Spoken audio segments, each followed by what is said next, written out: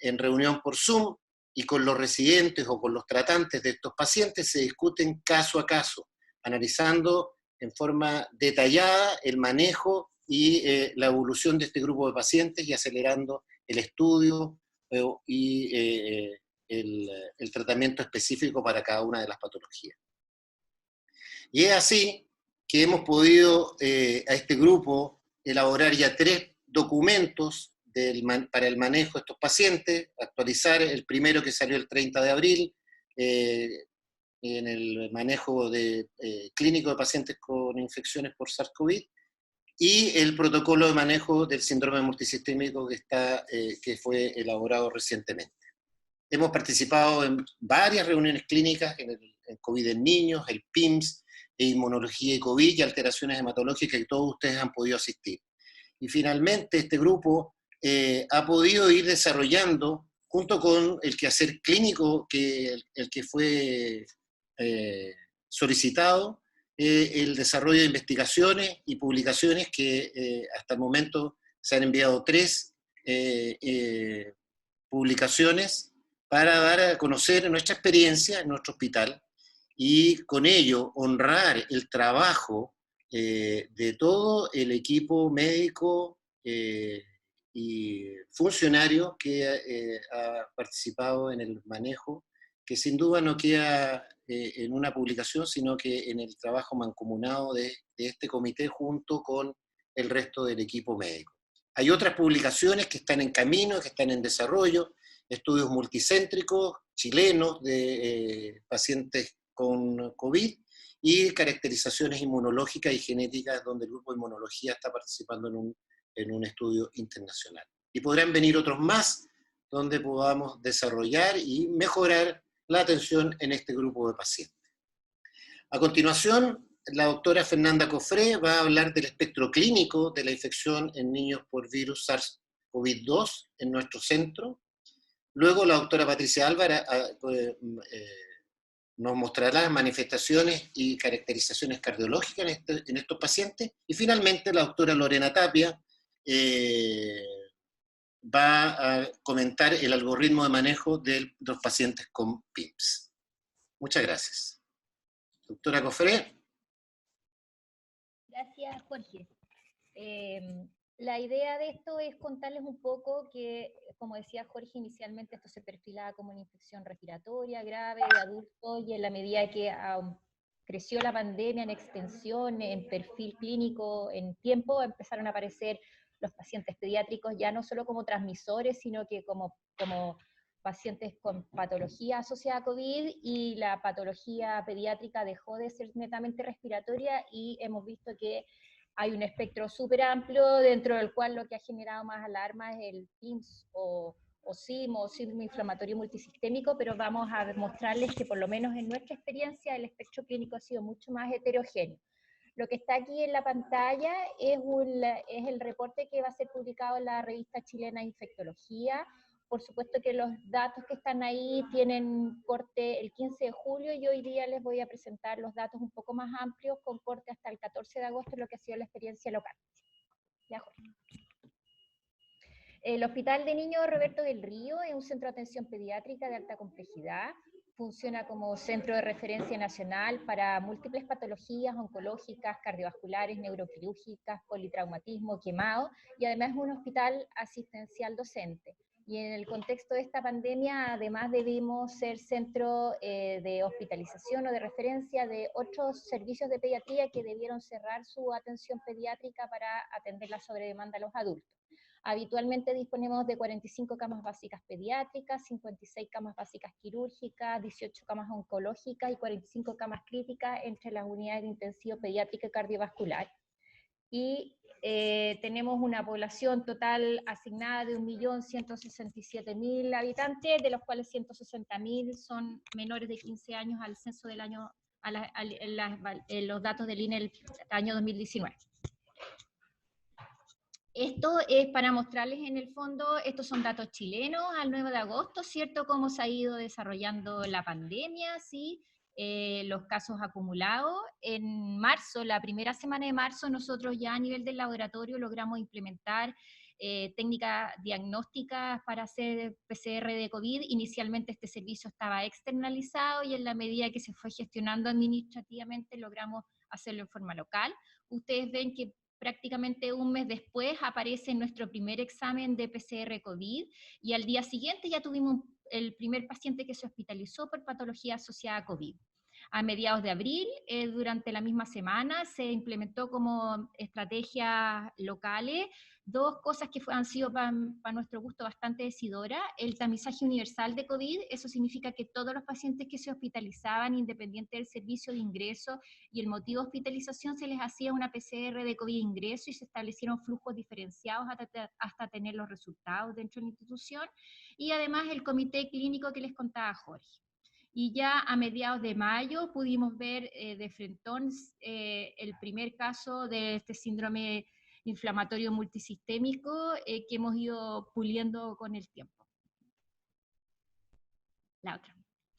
Esto básicamente para mostrarles que desde el punto de vista de la región metropolitana, nosotros concentramos 5 de las comunas que tienen mayor incidencia o tasas de casos acumulados, ¿cierto? Y esto es para mostrarle básicamente que en la población pediátrica a nivel nacional lo que aparece con mayor afectación son los menores de 5 años con una distribución más o menos equivalente entre hombres y mujeres. La otra. Entonces, entre el 1 de marzo y el 14 de agosto, ¿cierto? En el laboratorio se tomaron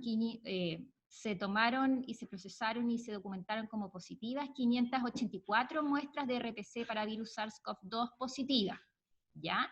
De esos 584 pacientes, el promedio de edad de los pacientes con examen positivo fue de 60 meses, o sea, estamos hablando de un promedio de aproximadamente de 5 años, con un espectro clínico que iba desde los recién nacidos hasta pacientes de 17 años, y como está descrito a nivel nacional, más o menos el 50% son pacientes masculinos. De estos 120 se hospitalizaron, o sea, un 20% de los pacientes que consultaron en la urgencia y que se les tomó PCR terminaron siendo hospitalizados y el resto se atendieron en forma ambulatoria a través de la red de atención de salud primaria. De los pacientes hospitalizados, 74 tenían síntomas o clínica atribuible a COVID. Y estos otros 47 que nosotros calificamos como asintomáticos forman parte de la estrategia de tamizaje universal, es decir, estamos hablando de pacientes que ingresaron por apendicitis, pacientes que ingresaron por trauma, derivados de otras instituciones que no tenían síntomas atribuibles a la patología y que igual tenían una PCR positiva. Y ustedes ven aquí, básicamente los pacientes se han comportado en forma bastante benigna, un poco menos en los pacientes sintomáticos, ¿cierto? Pero básicamente la grado de complejidad ha sido hospitalización en pediatría. La siguiente. Entonces, de los pacientes sintomáticos, ¿cierto? Se fijan, son de edad un poco menor que los pacientes asintomáticos, se mantiene la predominancia de sexo masculino más o menos, ¿cierto? Y de los pacientes que se hospitalizaron por síntomas asociados a COVID, un 42% tenían comorbilidad, o sea, tenían patologías crónicas o otros factores de riesgo asociados versus los asintomáticos que tenían menos comorbilidad.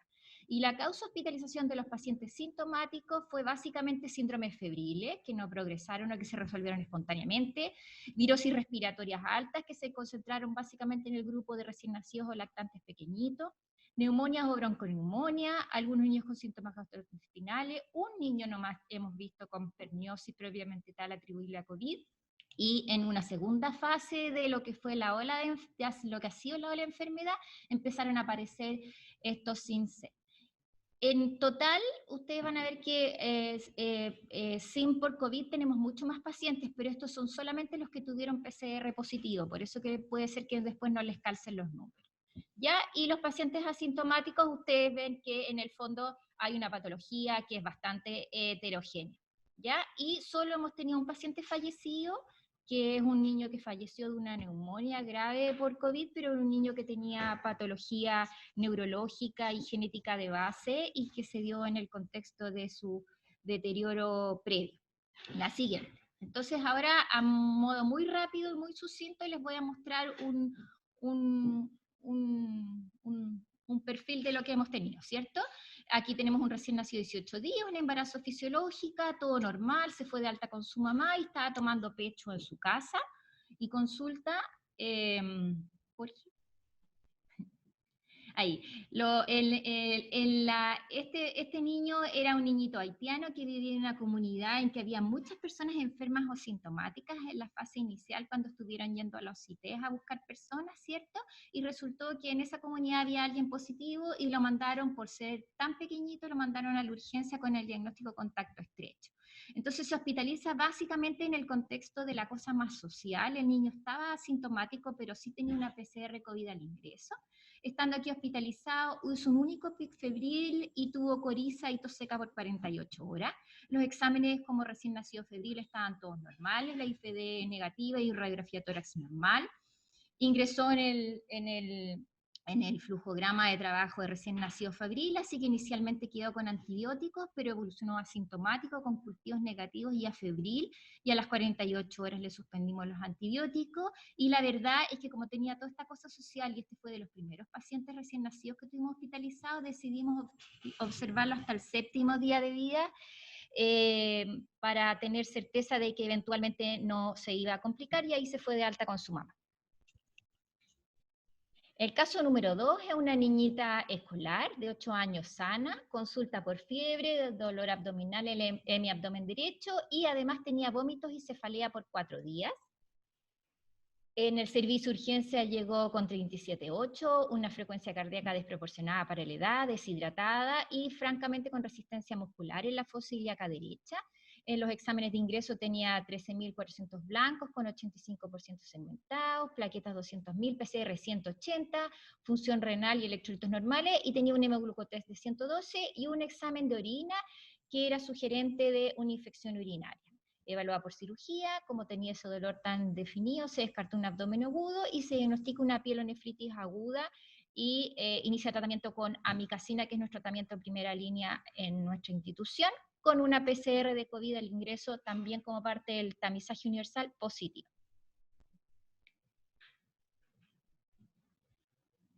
La niñita del punto de vista respiratorio evoluciona asintomática, del punto de vista de la pielonefritis evoluciona con dolor abdominal en regresión, ¿cierto? Cae la curva febril, caen los reactantes fase aguda, se constata el ecoabdomen que tenía un flegmón en el polo superior del riñón derecho y un urocultivo positivo de Escherichia coli, así que la verdad es que se manejó como una pielonefritis aguda complicada y después de varios días de tratamiento antibiótico endovenoso se fue a su casa con tratamiento bioral.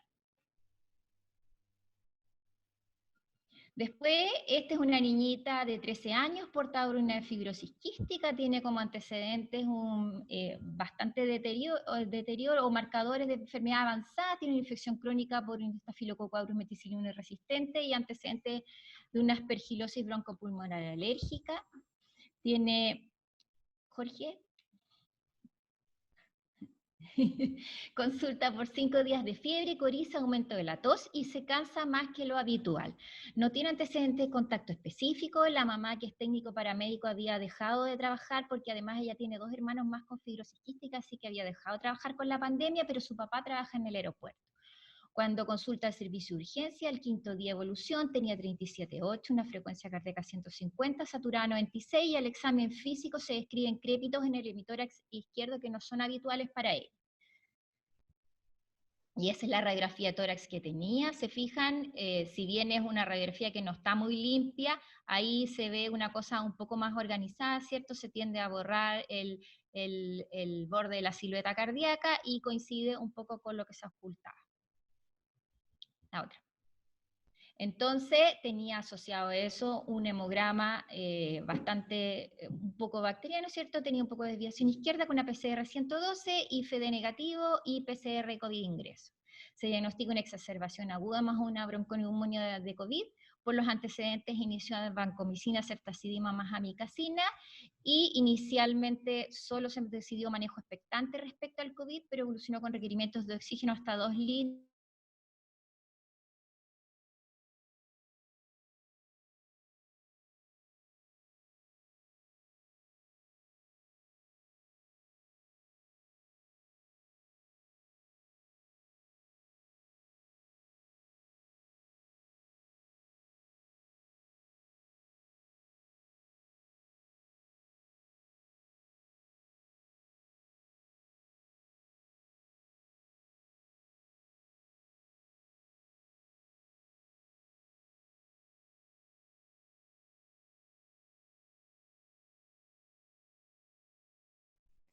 Jorge, ¿puedes volver para atrás? Sí, partamos porque se congeló. Se cayó el hospital. Ya, sí. ahí sí. Oye, Fernanda, Entonces, habla un poquito. Fernanda, por favor, habla un poquito más fuerte. Espérate. ¿Ahí? ¿Está mejor ahí? ¿Sí? Sí, ya. Sí, más fuerte. Eso. Entonces tenemos esta paciente con fibrosis quística, ¿cierto?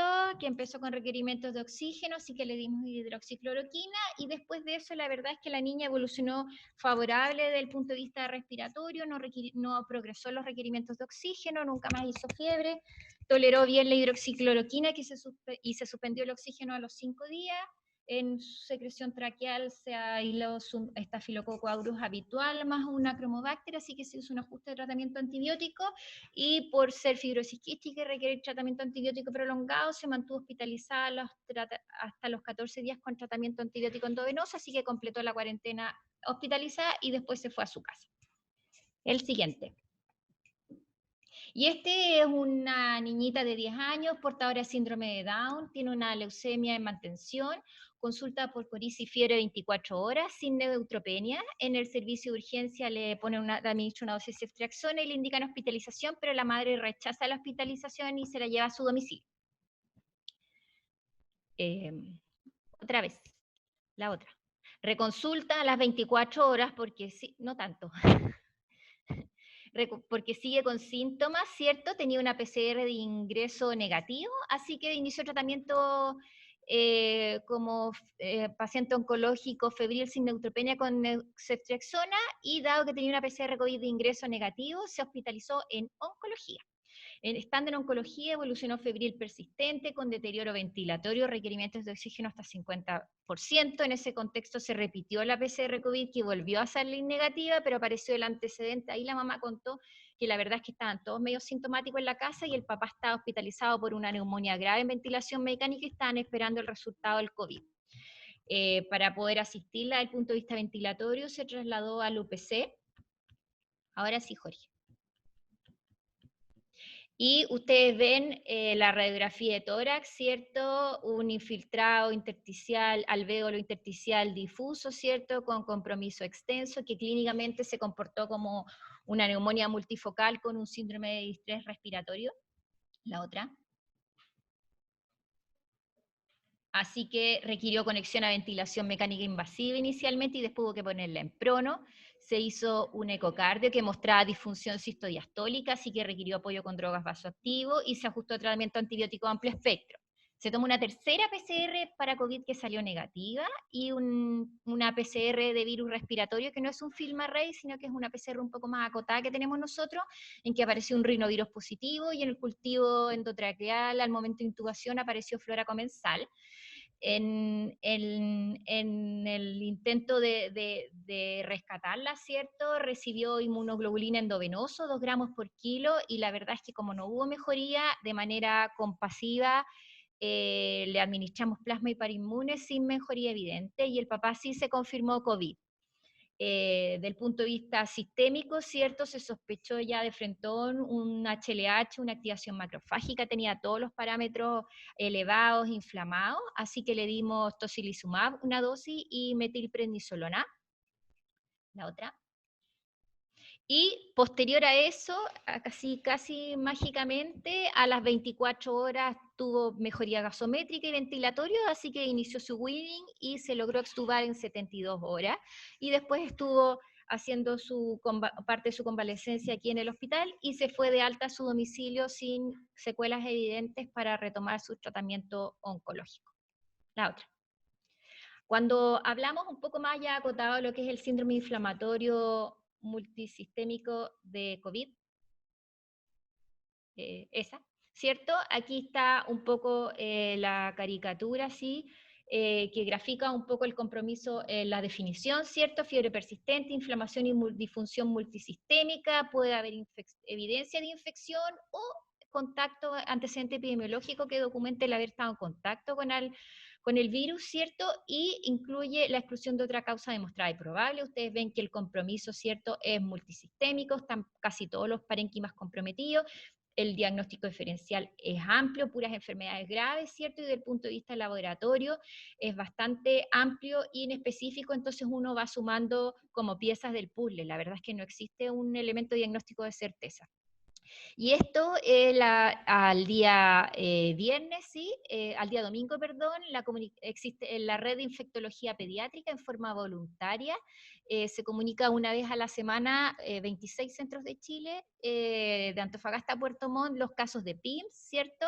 Y ustedes ven cómo han ido ascendiendo a nivel nacional. También tiene que ver con que se ha ido sumando más centros que han reportado. Y en rojo los casos nuevos semana a semana. La siguiente. Entonces, lo que nosotros hemos tenido pacientes hospitalizados por SIM del 1 de marzo al 14 de agosto, yo les conté que el primer caso se presentó a mediados de mayo, ¿cierto?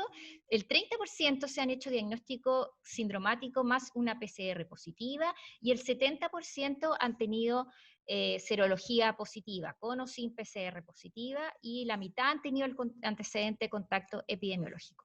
Todos los pacientes se han manejado, como les contaba Jorge, en forma multidisciplinaria. Nos favoreció mucho haber incorporado al equipo cardiovascular, porque eso significa que en el día, en la mañana misma, el paciente tiene una evaluación multisistémica de alta efectividad y resolución, ¿cierto? Y ustedes ven, del punto de vista terapéutico, 77% de los pacientes han recibido algún tipo de tratamiento inmunomodulador que va entre gamma-globulina, metilprednisolona, hidrocortisona, tocilizumab. No hemos tenido mortalidad asociada a este síndrome. La otra.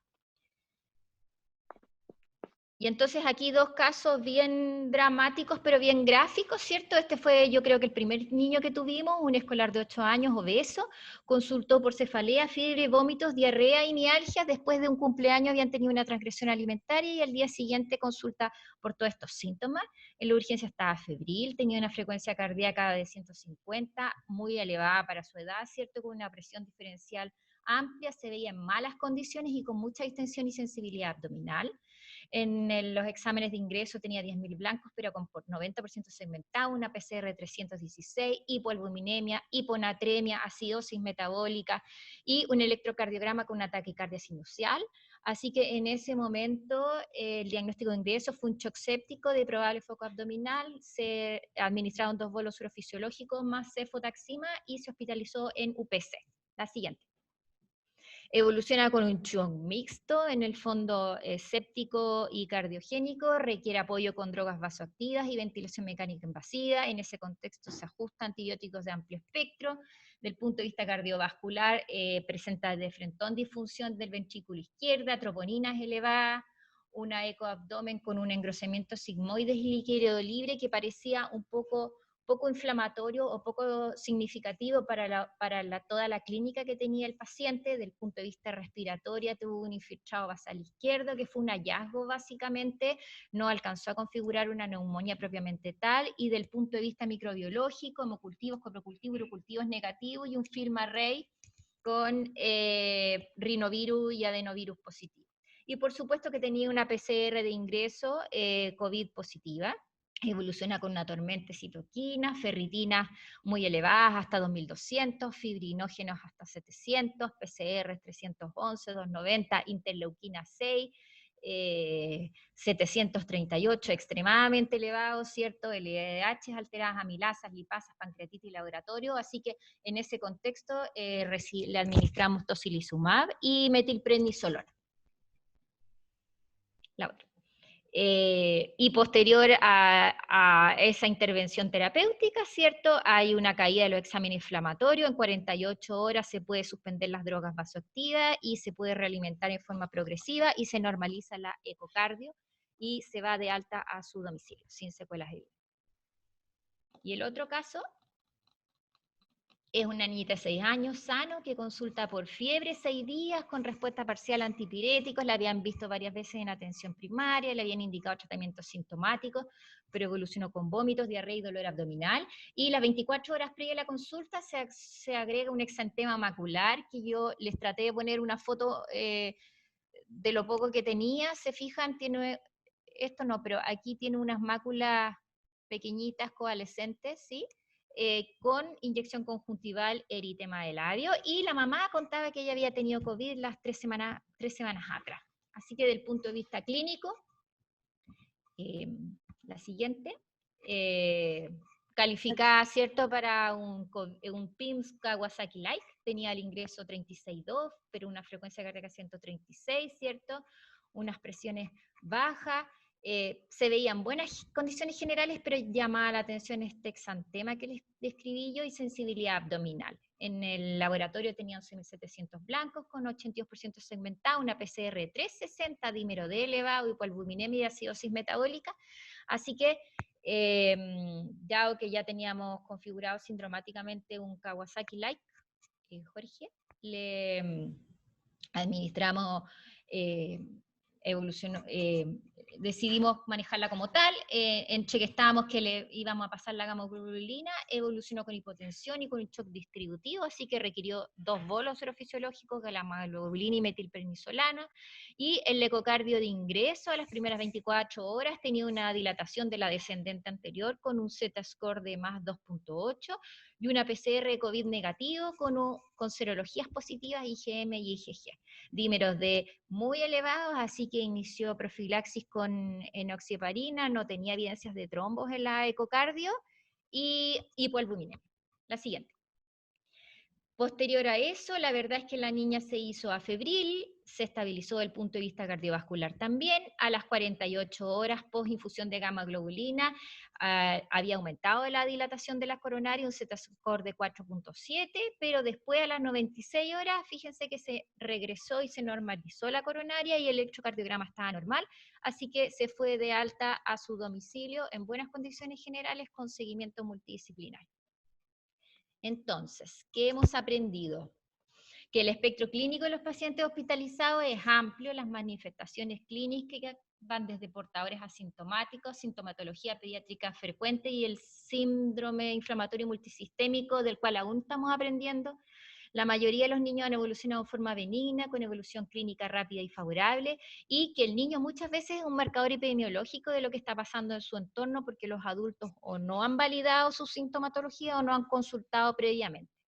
¿Y qué hemos aprendido del síndrome inflamatorio multisistémico? Me falta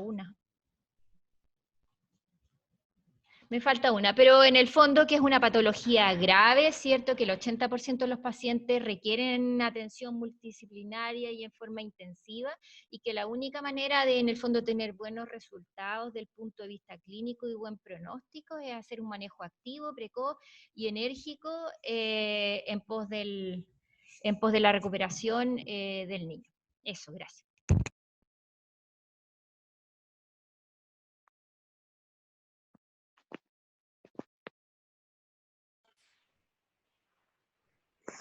¿Me permiten compartir pantalla?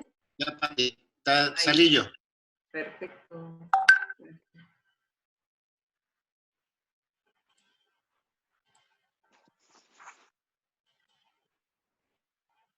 Ahí está. Bueno, en representación del equipo de cardiología de nuestro hospital, yo les voy a presentar cuál ha sido nuestra experiencia del compromiso cardiovascular en los pacientes con PIMS.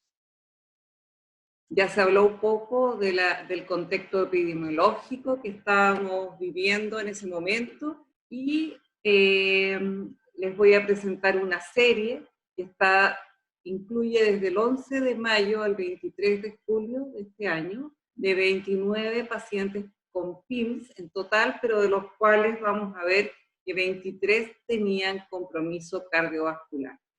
Como les dijo Jorge, partió este comité siendo más bien dirigido o esperando más bien una patología respiratoria, pero en mayo, con la llegada de los primeros casos de PIMS, de este compromiso, esta nueva enfermedad multisistémica, se agregan entonces, nos agregamos cardiólogas y hematólogos a este interesante grupo.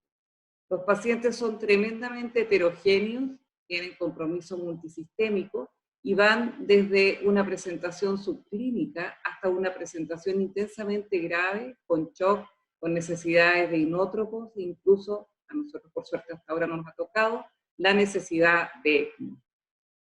Entonces, muchas veces nos nacía preguntar a nuestros conocidos, a nuestros médicos conocidos de otras partes del hemisferio norte que ya venían saliendo de esta experiencia. Y aquí les cuento el mail de una de las doctoras con las que me comuniqué, que es la jefa cardióloga pediatra del Hospital de Marayón, y me pone: por lo que veo en vuestro hospital el virus está atacando fuerte. La verdad que en ese momento teníamos como 18 pacientes y ellos ni siquiera habían llegado a 12. Otra cosa terrible de esta enfermedad es que se publica mucho, pero se sabe poco, y cuanto más estudias, y yo he estado 3 meses que solo estudiaba eso constantemente, más cuenta te das que hemos ido aprendiendo mientras nos pasaba por encima la ola de casos. Eso para nosotros en realidad fue una ventaja. Ya había experiencia previa de cómo orientar y cómo tratar estos pacientes, aparecían las publicaciones, nos dimos el tiempo rápido de hacer este equipo de trabajo multidisciplinario que ha sido tremendamente valioso y útil para una enfermedad nueva, en que cada uno de los componentes de cada uno de los médicos utilizó sus fortalezas como para ir tratando a estos diferentes pacientes. A veces uno está temeroso de tomar una decisión, pero en la presencia del grupo realmente se hace mucho más fácil. Habíamos hecho las guías para realización de la evaluación cardiovascular. Sabíamos que nosotros como cardiólogos íbamos a estar de primera línea con los ecocardios, así que la verdad que sentíamos que éramos un personal de alto riesgo. Después me decían, bueno, podrías decir que les fueron perdiendo el susto. La verdad que no le he perdido el susto, solamente he tomado un poco más de valor a que los elementos de protección personal realmente sirven.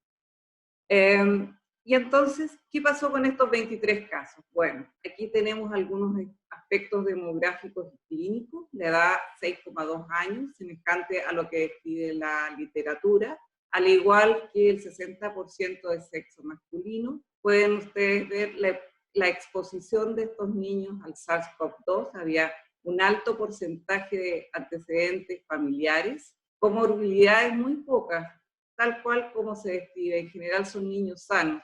Es terrible ver niños de 14 años que llegan gravísimos, en shock y con riesgo de vida. Teníamos solo 2 pacientes obesos, de los cuales uno tenía además asma. Nuestro paciente más pequeño de la serie, de 3 meses, tenía el antecedente de prematurez y de haber sido un PET. Definitivamente los síntomas más asociados y que también son los característicos son los síntomas gastrointestinales en el 78%, siendo dolor abdominal un síntoma muy frecuente y que en el niño más grande debe hacernos pensar en esta enfermedad. El componente mucocutáneo clásico, que lo conocíamos de Kawasaki, shock, tuvimos en 9 pacientes, compromiso respiratorio muy poco y de los cuales 2 neumonía, y neurológico un 22%, siendo la cefalea el principal síntoma. Es decir, los síntomas fueron muy parecidos a lo que ya sabíamos. Ahora, ¿cómo se distribuyeron estos pacientes desde el punto de vista de compromiso cardiovascular? Como bien Fernanda decía, es súper heterogéneo, es difícil clasificarlo, porque además los pacientes saltan de Kawasaki a shock o de shock con infuria, y en general decidimos presentar 4 formas de grupo. 1, el PIMS sin compromiso cardiovascular, que en esta serie correspondió a 6 pacientes, y el PIMS con compromiso cardiovascular. ¿Cómo se presentaba el paciente con compromiso vascular? Podía ser de tipo Kawasaki o Kawasaki Light, los pacientes que presentaban shock, que podía ser distributivo o shock cardiogénico, y los pacientes que presentaban infuria miocárdica y miocarditis. Este es un tema específico que lo voy a tocar un poco en la siguiente diapositiva. Si nosotros nos ponemos estrictos en la clasificación de miocarditis dada por la presencia de disfunción miocárdica asociada a elevación de enzimas miocárdicas o alteraciones electrocardiográficas, tuvimos 7 miocarditis y 4 pacientes con troponinas elevadas. 6 de los pacientes tenían los 3 elementos, es decir, shock, elementos de Kawasaki y además compromiso de la función miocárdica. Pero como ustedes ven, comparten o se superponen elementos de uno u otro en cada uno de estos grupos.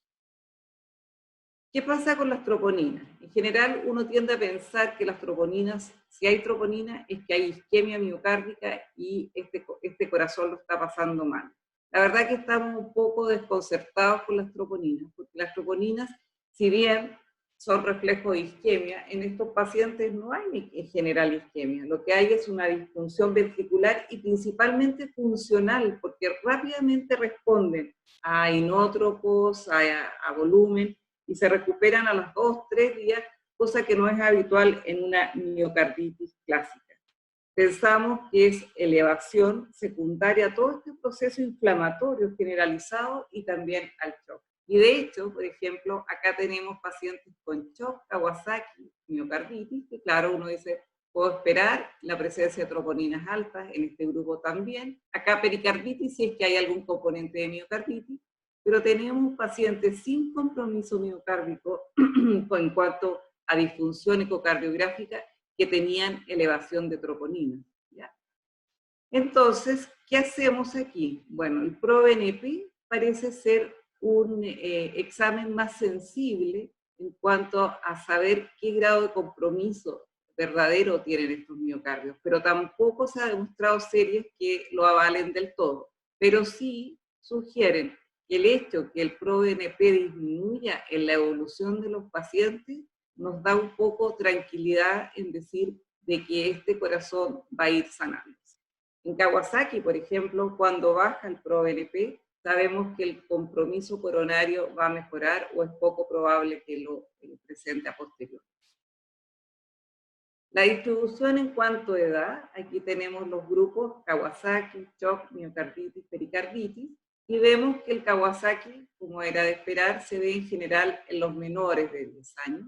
En cambio, en los mayores de 10 años vemos componentes de shock en forma importante, vemos componentes de pericarditis. La pericarditis fue el hallazgo más frecuente de nuestra serie, 12 de 23 casos, lo que es menos frecuente, es mucho más frecuente de lo descrito en la literatura. Ahora, por suerte, ninguna pericarditis llegó a taponamiento cardíaco, eran derrames pericárdicos en general menores. En cuanto a los exámenes de laboratorio, cuando uno los ve acá escritos, estos son los valores de mediana, uno se da cuenta que realmente son pacientes tremendamente inflamados y graves. El otro día conversábamos con cardiólogos, con inmunólogos y con hematólogos de que, bueno, sí, no, este niñito tuvo un shock, estuvo grave, pero este otro tuvo Kawasaki, no estuvo tan grave. Uno pierde un poco la proporcionalidad. Realmente son todos graves y tú ves esto y te impresiona lo tremendamente inflamado. O sea, PCR de 228 para valores menores de 5, ferritinas de 429, pero con un rango máximo de 3.800. Miren el dímero D hasta 6.000 y las albúminas bajas. En cuanto al compromiso cardiovascular, en 8 pacientes tuvimos disfunción miocárdica expresada con fracción de eyección, que podía ser un compromiso leve en 2, moderado en 4. Disfunción diastólica, es decir, alteración de la relajación del ventrículo también tuvimos, compromiso del ventrículo derecho también, valvulitis expresada por insuficiencia mitral y lo que yo les decía, derrame pericárdico. ¿Cómo nos fue con el compromiso coronario que nos asusta tanto? Bueno, 3 pacientes en esta serie presentaron compromiso coronario, siendo la descendente anterior la coronaria más comprometida. Hubo también compromiso del tronco coronario izquierdo, de la coronaria derecha y de la circunfleja. ¿Cómo los tratamos? Los pacientes en shock con inótropos. Gamaglobulina fue nuestra terapia más utilizada. En 3 pacientes tuvimos que utilizar 2 dosis de gamaglobulina. Corticoides también fue la indicación, la verdad, a medida que avanzamos en el conocimiento de esta enfermedad, lo fuimos utilizando cada vez más y tenemos la percepción de que muchos de estos pacientes responden justamente a los corticoides, quizás más que a los otros tratamientos, pero falta estudio, falta serie, faltan números como para llegar a esa conclusión. Tocilizumab, 2 pacientes, uno de los cuales presentó la Fernandita, y infliximab en un paciente, este es el paciente más grave en cuanto a compromiso coronario. Este niño tuvo las 3 coronarias comprometidas, y se las voy a mostrar después en imágenes. Aspirina, 22 pacientes, en uno nomás lo usamos, enoxaparina, y en ese lo usamos porque sus plaquetas eran bajitas. La enoxaparina en 17 pacientes. Días de hospitalización, todavía en este grupo teníamos hospitalizados, y como ustedes ven, no es una patología menor. Tenemos niños hasta 22 días hospitalizados en UCI, promedios de 5 días hasta con 12 días.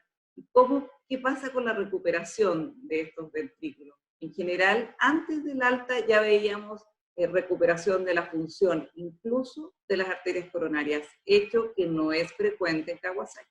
La gran mayoría de los niños con Kawasaki se van de alta con algún compromiso coronario. En este, por ejemplo, de los 3 casos, solo uno quedó con compromiso coronario.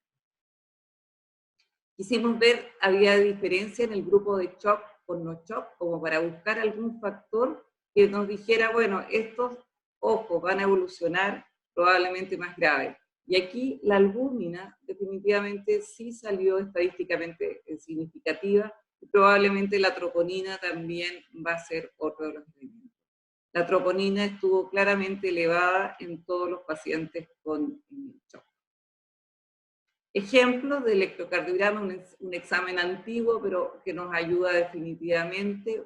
Nosotros podemos ver aquí cómo este niño llega, ¿cierto? En las primeras horas se ve un electro bastante bien, pero empiezan a disminuir los voltajes, el tamaño de los voltajes, vean acá en B6 cómo están pequeñitos. Este niño hizo un compromiso miocárdico, hizo una miocarditis, y después al 7º día de evolución está absolutamente normal, y también su ecocardiografía estaba con recuperación de la función.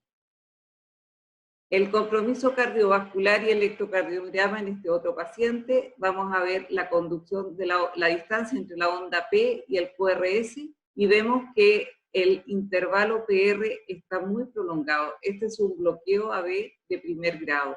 Y al siguiente día, este bloqueo se ha recuperado, el PR es corto, pero el paciente tiene ahora una bradicardia sinusal importante. Entonces, tenemos un bloqueo AB de primer grado en 2 pacientes, taquicardia ventricular, este es el paciente más grave de nuestra serie, es el lactante menor, chiquitito, y una bradicardia auricular en 1, y bradicardia sinusal en 3. Otro caso también de los que hablamos, este niño destaca por esto, por el grosor de las paredes. Es un niño de 13 años que tiene un grosor de las paredes elevadísimo, de 13 milímetros. Esto es puro edema, infiltración de esta pared, y corresponde a hechos clásicos de una miocarditis fulminante. El ecocardiograma es el gol estándar para evaluar, ¿cierto?, todo lo que es el compromiso de tus pacientes. Aquí vemos, por ejemplo, derrame pericárdico, y podemos ver un derrame que está deformando el ventrículo derecho. Esta paciente es de 13 años, de sexo femenino, y cuando nosotros quisimos ver si realmente era solo derrame pericárdico, hicimos las pruebas más sensibles de Doppler tisular, podemos ver que hay una inversión de estas ondas. Para nosotros esto es compromiso miocárdico de tipo de relajación. Así que este paciente no solamente tenía un derrame pericárdico, sino también tenía un compromiso miocárdico, y se demostró en el seguimiento en que el derrame disminuyó, pero persistía todavía, pero las ondas de compromiso tisular se habían mejorado. O sea, hizo una miopericarditis del lado derecho. Este es el paciente más chiquitito que yo les comentaba. La idea de que este círculo sea rojo entero, intensamente rojo, ustedes pueden ver de que está bien patológico. Acá vemos el ventrículo izquierdo, es un ventrículo que no se mueve bien. Este ya es un niño que quedó con cierto grado de secuela, y lo podemos ver acá donde yo se los muestro, en que hay un aneurisma de la pared septal. si bien su taquicardia la hemos podido controlar, el compromiso miocárdico persiste. Compromiso coronario. ¿Qué hemos aprendido de esto? Bueno, en los niños más grandes hay que aprender y hay que utilizar muy bien los componentes del eco para hacer el diagnóstico. Este niño tiene un aneurisma mediano de la arteria coronaria derecha, es el paciente que yo les decía que tiene compromiso de las 3 coronarias. Características que en general se recuperan rápidamente, aunque este chiquitito todavía persiste con el daño de la coronaria derecha. ¿Cómo orientarnos? Al principio eran puros síntomas hechos, entonces decidimos hacer como unas guías o protocolos que la verdad resultaron buenas en el sentido que no solamente nos ordenó para planear el diagnóstico con exámenes cardiológicos, sino también para orientar la terapia, como lo va a comentar después la Lore.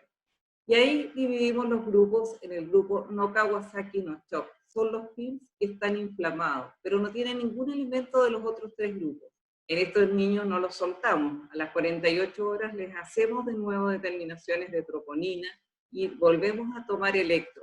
Si este niño está bien, nosotros en general decimos, bueno, es un PIMS que disminuyó su inflamación, por lo tanto puede irse sin eco inicial, pero sí hay que hacerle en el seguimiento entre los 7 o 14 días. Si este niño se deterioró y el ecocardio muestra elementos de miocarditis, pericarditis, valvulitis, entra a los grupos siguientes. Y en este caso va a requerir ecocardio y que si es normal se va a repetir a los 7 a 14 días. Si es anormal, vamos a hacer un seguimiento cada 48 horas con exámenes de eco y de enzimas miocárdicas. El shock, del punto de vista de organizarlo, obviamente es fácil porque tiene que tener electro, eco, troponina y ProBNP, y su seguimiento va a ser de acuerdo a las necesidades de la UTI y del manejo. Kawasaki, nos basamos absolutamente en las guías de Kawasaki, así que teníamos 3 posibilidades. Si era normal, citarlo a los 7 a 14 días, como lo hacemos en los pacientes con Kawasaki. Si era anormal, a las 48 horas. Y si la fiebre seguía, lo repetíamos a las 36 horas para decidir qué terapia seguir. Hay que destacar que los 3 pacientes con compromiso coronario, el primero apareció a los 5 días, el segundo apareció a los 10 días, pero el tercero, el grave, apareció a los 14 días. Así que la verdad que hay que hacerles un seguimiento estricto a estos pacientes. Esto es la terapia, que yo no me voy a meter porque lo va a ver la Lore, pero sí me corresponde hablarles un poco del seguimiento de estos pacientes. Bueno, 7 a 14 días, todos los pacientes deben tener un seguimiento electrocardiográfico y ecocardiográfico.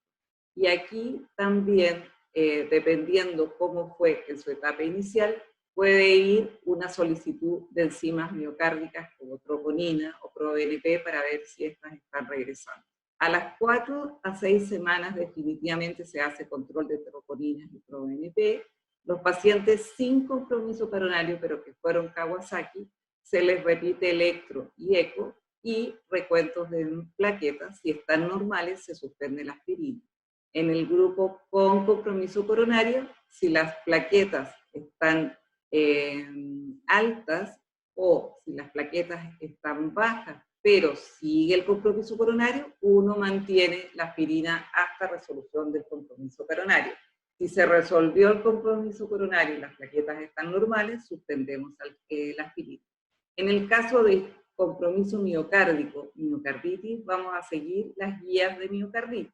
Es decir, a los 4 o 6 semanas le vamos a hacer un Holter para ver que no tenga arritmias, recuento de plaquetas para ver si muchos de estos pacientes tenían Kawasaki dentro de sus manifestaciones, por lo tanto había que ver si suspendíamos o no. Y si el paciente estaba normal, le indicábamos control a los 6 meses. Si el paciente estaba normal, obviamente mantener la terapia de insuficiencia cardíaca y control cardiológico según la evaluación del especialista. A los 6 meses, sin compromiso coronario, se sugiere eco y electro, igual que al año. Este grupo tiene que tener evaluación a los 6 meses y al año. El con compromiso coronario también, y acá el grupo que cambia es el de la miocarditis. porque a este niño, una vez que se le hizo un diagnóstico de miocarditis, queda exento de actividad física, solamente puede hacer recreativa.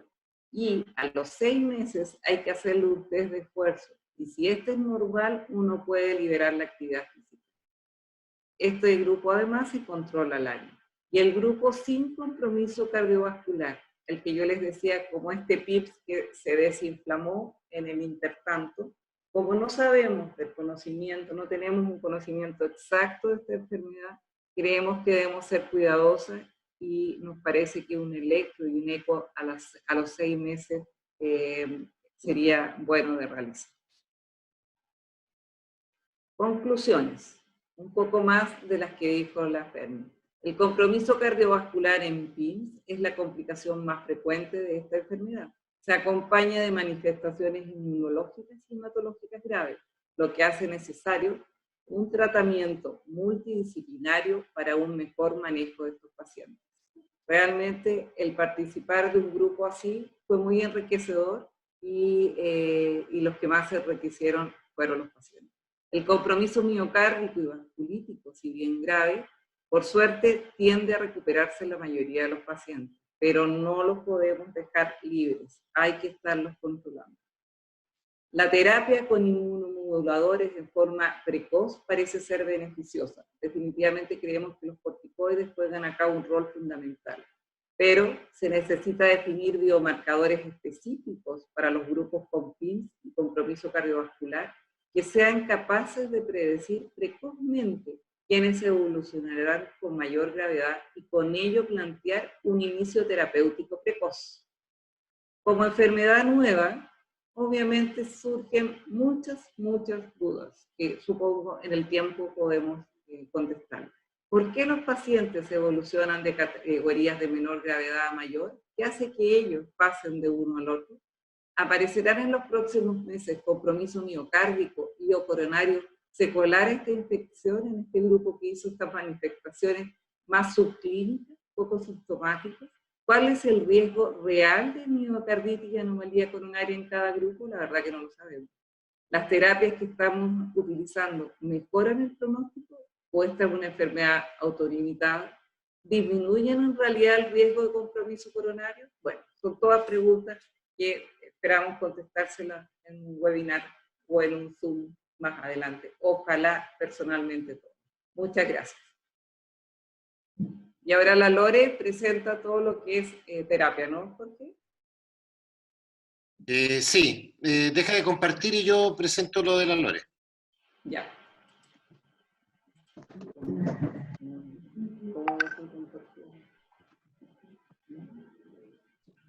Si supiera, lo haría perfecto.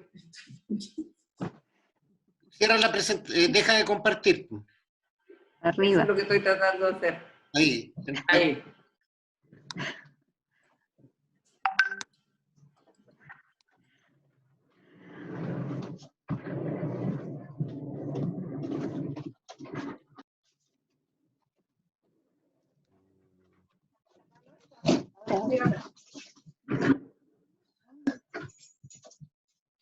¿Ya, Lore?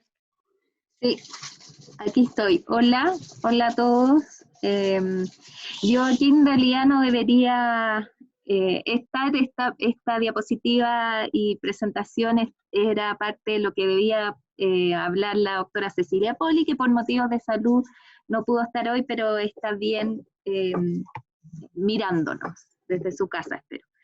Vamos a hablar muy rapidito, la verdad es que quiero mostrarles muy en corto el algoritmo de manejo que hemos logrado hacer bajo la discusión de este comité, ¿cierto? Sobre todo con la mirada de las de inmunología de la CESI, de cardiología y de hematología. Tratamos de armar un algoritmo que va a estar pronto publicado, porque ya tenemos listas las guías de manejo de PIMS que debieran usarse en el hospital. Y están todos estos esquemas, tanto lo que presentó la Patti en cardiología, como también este algoritmo de manejo que proponemos aquí. Tal como dijo Patti en su presentación, cuando ya nos dimos cuenta que lo primordial es diferenciar los distintos fenotipos cardiológicos e inflamatorios de estos niños. Desde ahí nos hemos ido ordenando, y no solamente nosotros, sino que la literatura internacional, en cómo manejar estos pacientes. Y es así como tenemos aquí, tenemos el cuadro que ustedes ven más hacia la izquierda, ¿cierto? Los pacientes PIMS sin Kawasaki y sin TOC, son los pacientes que son exclusivamente PIMS con hartos síntomas digestivos, ¿cierto? Lo que habíamos conversado con fiebre, por síntomas digestivos, pocos síntomas respiratorios. Esos pacientes, hemos tenido algunos de esos hospitalizados, y esos pacientes podrían en algunos casos desinflamarse sin necesidad de algún tipo de tratamiento. Y esos pacientes todavía siguen en estudio, no sabemos bien cuántos pacientes de esos tenemos, puede incluso haber pacientes de esos que no hayan llegado a hospitalizarse, ¿cierto? Que hagan algunas manifestaciones de fiebre e inflamación, pero que finalmente pueden cursar con cuadros autolimitados.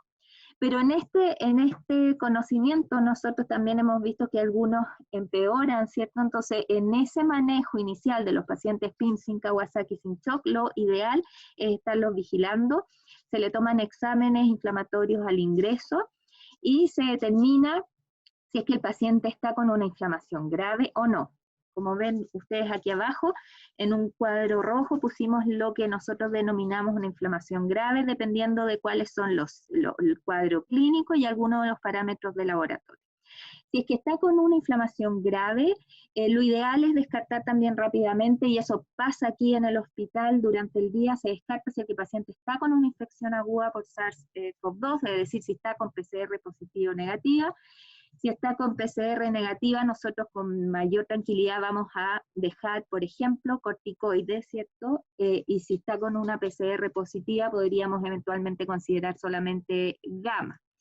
Y en esto, la decisión de gamma metil o solamente metilprednisolona siempre ha sido, en estos casos, conversado con los inmunólogos, con el equipo y comité COVID, y de hecho ha funcionado siempre así, la discusión caso a caso.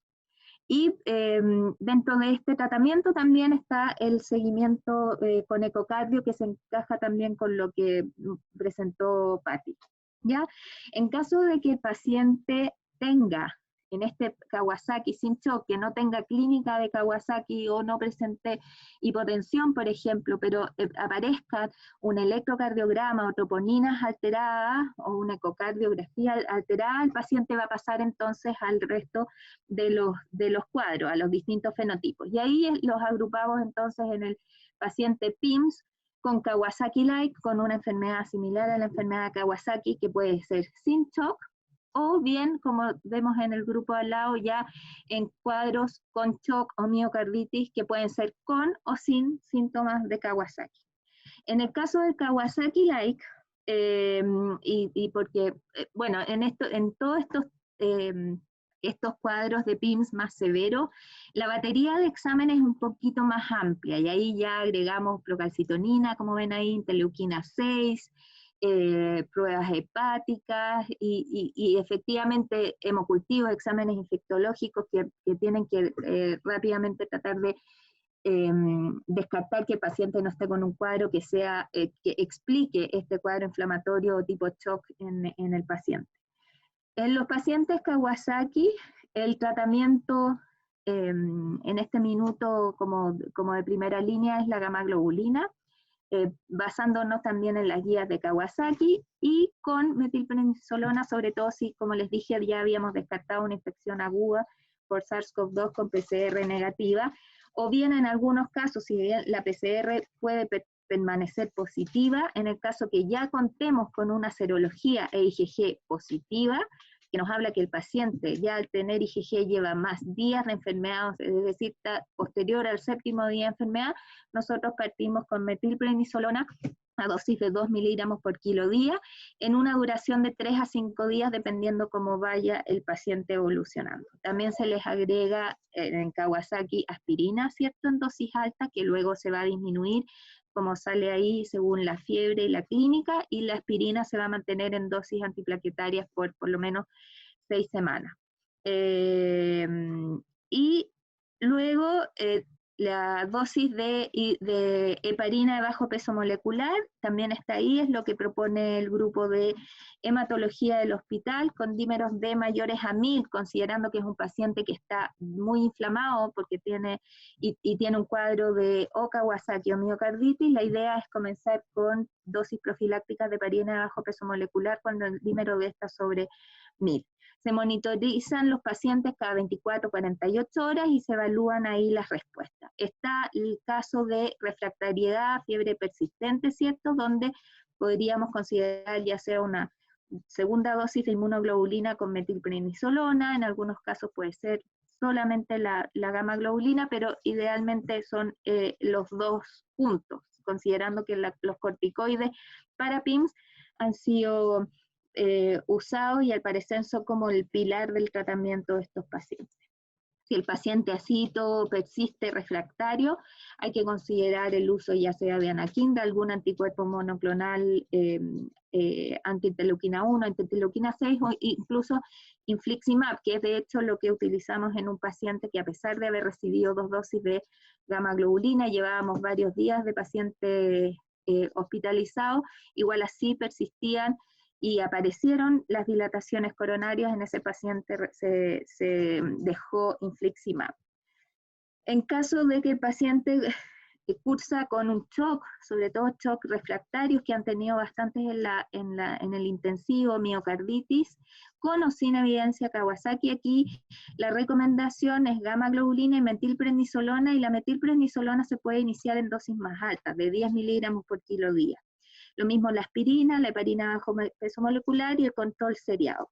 En caso de que haya una refractariedad clínica o elevación progresiva independiente del tratamiento de los parámetros inflamatorios, se podría aumentar la metilprednisolona hasta 30 miligramos kilo día. Esas dosis altas de metilprednisolona son las que algunos grupos internacionales están recomendando, aumentar el corticoide en los pacientes que no logran controlar esta inflamación desmedida. Y finalmente tenemos un cuadro que nosotros no lo hemos vivido, pero está descrito también como posible, el caso de shock, con una linfocitosis hemofagocítica o un síndrome de activación macrofágica, ¿cierto? Pacientes que evolucionan muy graves. En ese caso, dado que también tenemos la posibilidad de pedir algunos exámenes extra por el estudio de la doctora Poli, de marcadores de inflamación y genética de estos pacientes PIMS, podríamos incluso pedir algunos marcadores como el CD25 soluble, el CD107, y también hay que pedir una ecografía de abdomen. Y en este caso las dosis de corticoides también serían altas, de 30 miligramos por kilo día. No hemos tenido estos pacientes y en caso de que persistan refractarios, también hay que considerar anakinra o tocilizumab en estos pacientes. Esa es un poco a grandes rasgos lo que es este algoritmo, que va a quedar a disposición también de todos ustedes en el intranet para que lo puedan ir mirando y compartiendo. La próxima.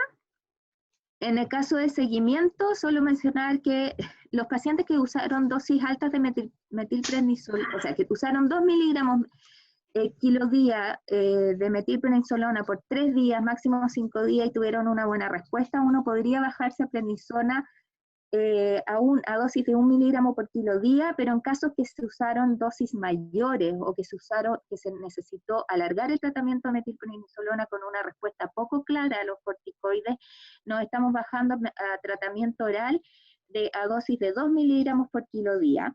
Y la idea es mantenerse con un corticoide oral por al menos 2 a 3 semanas totales después de iniciar la disminución de los corticoides, porque hemos visto en algunos casos que cuando la bajada de corticoides ha sido brusca, hemos tenido aparición de derrames pericárdicos y no está muy claro bien cuánto se demora el niño en resolver su inflamación. Les mencioné algo de la aspirina. La idea es disminuir las dosis y se mantienen las dosis bajas de 3 a 5 miligramos por kilo día por 6 semanas, sobre todo en este periodo en que van a seguir siendo controlados por los cardiólogos con ecocardio. ¿ya? Y no se van a usar aspirina en los pacientes con riesgo de sangrado con plaquetas muy bajas. Eso, la suspensión de la heparina bajo peso molecular en los pacientes que lo iniciaron, la estamos recomendando con valores menores a 1500, cercanos a 1500, pero asegurándonos siempre que paralelamente vengan disminuyendo los parámetros inflamatorios, ¿ya? Y en caso de pacientes que sospechamos trombosis, o si hay evidencia de trombosis, hay que aumentar la dosis de heparina bajo peso molecular en esos pacientes. Eso sería el algoritmo propuesto. Quedamos hasta aquí. Les agradecemos la convocatoria de parte de todo el comité y quedamos dispuestos a resolver preguntas. Y le mandamos saludos a la Ceci Poli que está en su casita. Eso, gracias.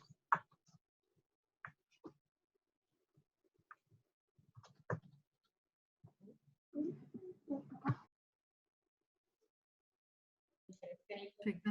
En relación a las preguntas, preguntan primero en relación a los casos clínicos, ¿qué opinan de la CK-CKMB en estos casos, si se usa?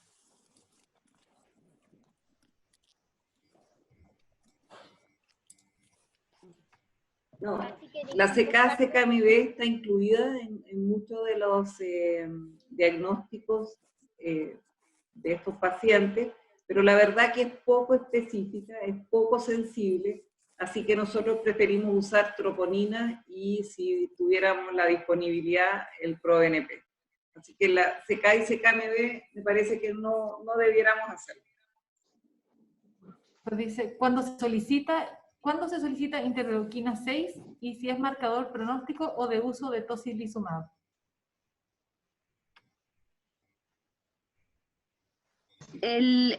Sí, esa pregunta es como para la Ceci Poli, pero creo que en este minuto interleuquina 6 está siendo pedido para evaluar la magnitud de la inflamación.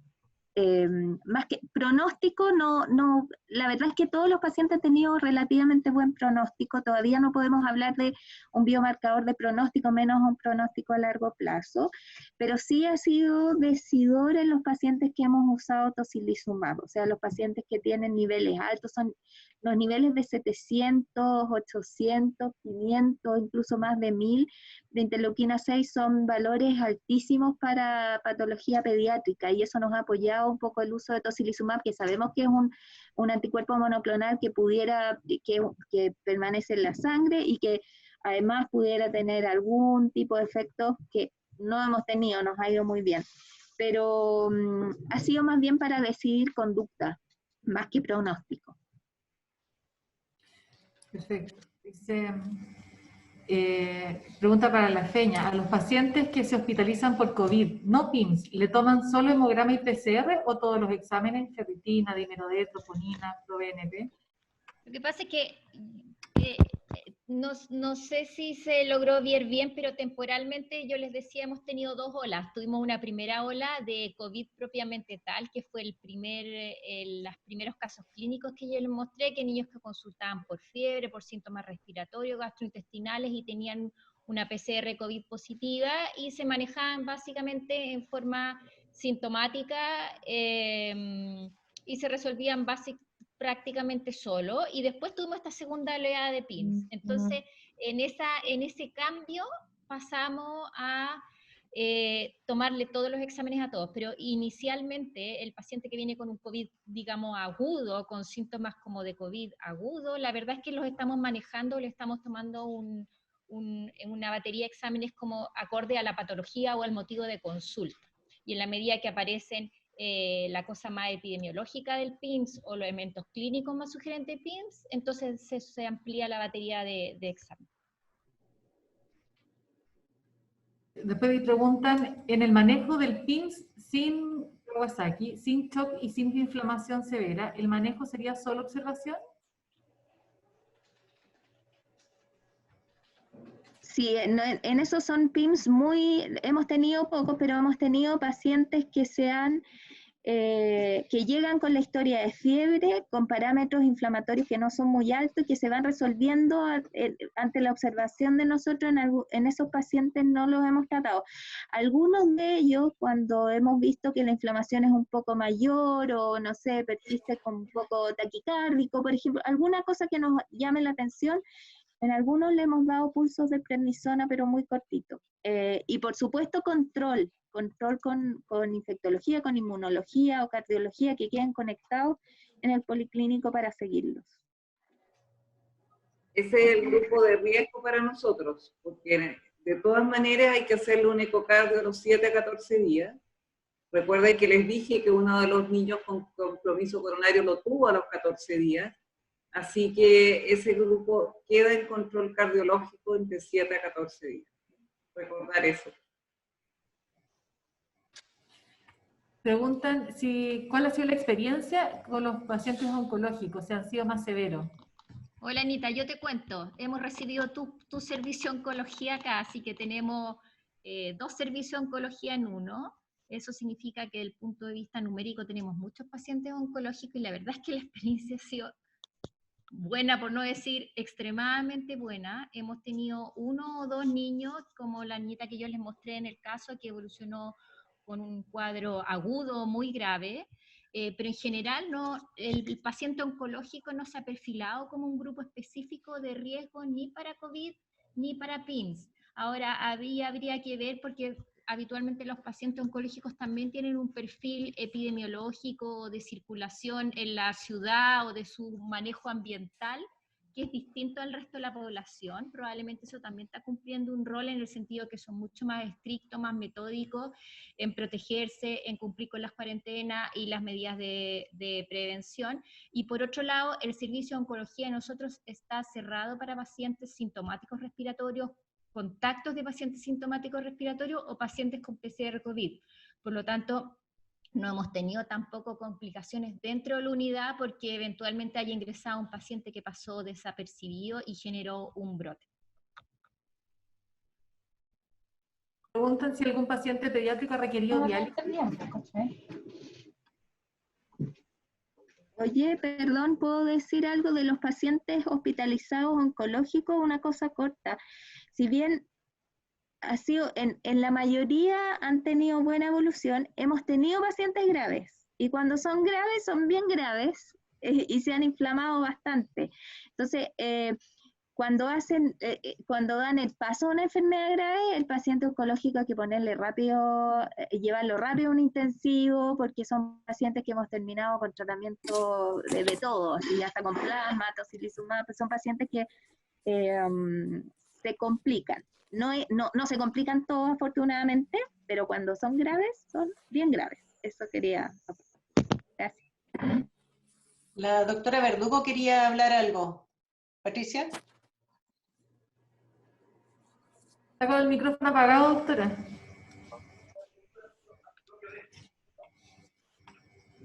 Sí. Yo quería opinar que en realidad la interleuquina 6 es importante como un parámetro inflamatorio, marcador de gravedad, sobre todo en los adultos se ha visto que mientras más alto, más el riesgo, digamos, de empeorar la patología, y yo creo que nosotros en el PIM deberíamos ser como dentro de la batería, por lo menos etapa 2 para pedirlo, porque en eso llevaría en el fondo a decidir un poco la terapia, o sea, sobre todo los pacientes graves que están con shock o con síndrome hemofagocítico, podrían ser refractarios, en ese caso sería indicación de usar tocilizumab o anakinra, que no existe en el país. Y lo otro que quería decir que en realidad se ha visto que los pacientes oncológicos, los pacientes reumatológicos, pareciera que no tuvieran mayor complicación con el PIM, quizás porque podría estar frenado un poco su respuesta inmune. Eso es lo que quería opinar.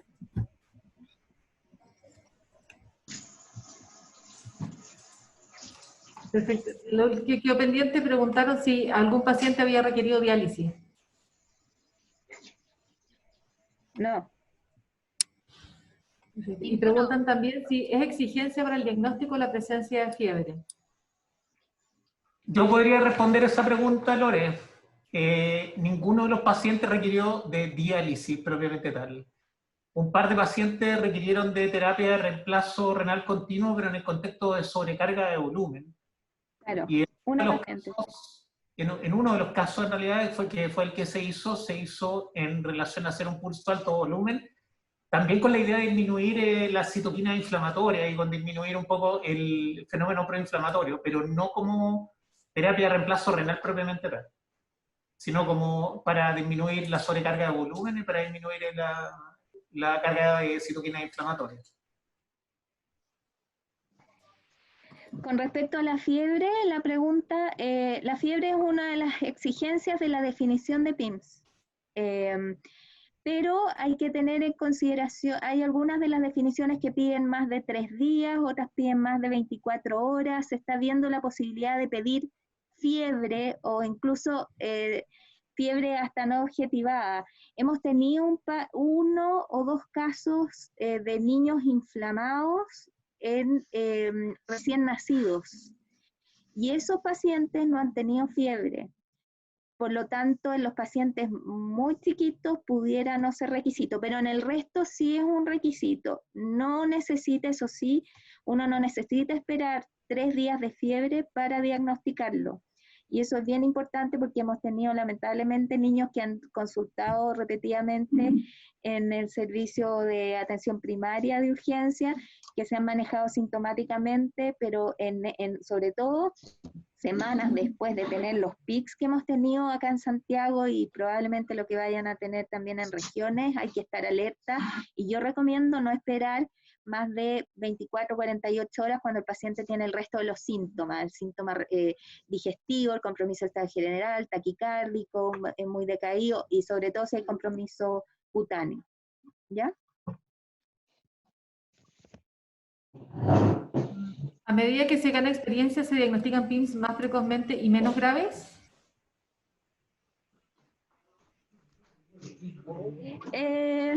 No sabemos todavía. Puede ser que estamos diagnosticando algunos más que al principio. Pero no sabemos todavía si van a ser necesariamente menos graves. Sí. Lo hace con Nutella, con leche blanco, con manjar. Oye, qué rico, súper rico. ¿Y cuánto hace? Hace como 2 veces a la semana. Nosotros hicimos el jueves o el sábado. El jueves o el sábado va a ser. Ya.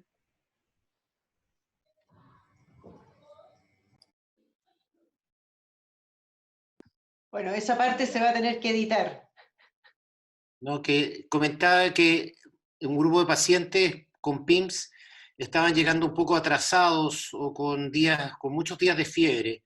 Nosotros presentamos una alerta a todo el equipo de APS y atenciones de SAPO y urgencia para que fueran derivados más precozmente, porque algunos incluso habían sido tratados como infecciones en el contexto de tan baja prevalencia o, digamos, probabilidad de tener infecciones por otros agentes en este tiempo. Así que esa alerta está, y es un dato que hay que considerar, que frente a un síndrome febril, en este tiempo de pandemia, lo que hay que pensar es que esto primariamente pudiera ser una condición infecciosa, pero si no se encuentra un foco claramente y evidente, hay que pensar que también está asociado a la infección por COVID.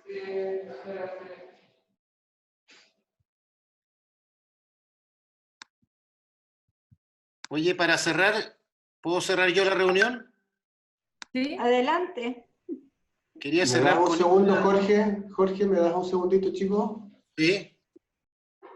Oye, solo comentarles que desde el punto de vista quirúrgico, que por la extensión de la reunión entiendo que no se nos haya invitado a dar nuestra experiencia. Sí hemos tenido bastante experiencia en distintos ámbitos respecto del tema del COVID y la cirugía, que tal vez podríamos, Catalina, programarlos para una cirugía más adelante, una reunión más adelante, y poder presentarles tanto pacientes que nos ha tocado operar con COVID, como otras situaciones que nos han complicado al respecto. Y un solo punto que quería ver si se pudiera aclarar al tiro, que es la recomendación de la cirugía electiva en pacientes post-COVID. ya lo comentamos alguna vez con la gente de infeccioso, hablamos de 4 semanas, no sé si eso habrá ido cambiando en alguna medida por el tema del temor al PIMS.